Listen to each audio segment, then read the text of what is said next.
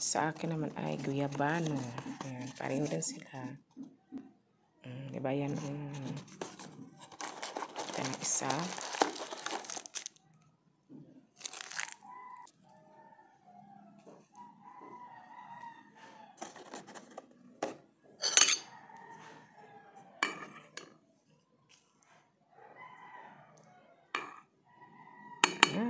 Sa akin guyabano.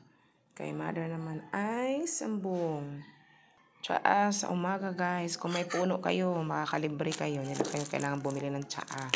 Pakukuluan nyo na lang yung dahon. Diba? Marami itong benepisyo. Search na lang guys. Search nyo yung guyabano tea. Tsaka sambong tea. Kung ano mga benepisyo nito. Cheers!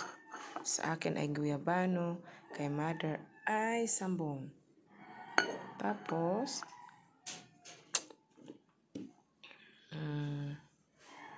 iset muna natin siya ng 2 to 3 minutes para maano siya, maitos.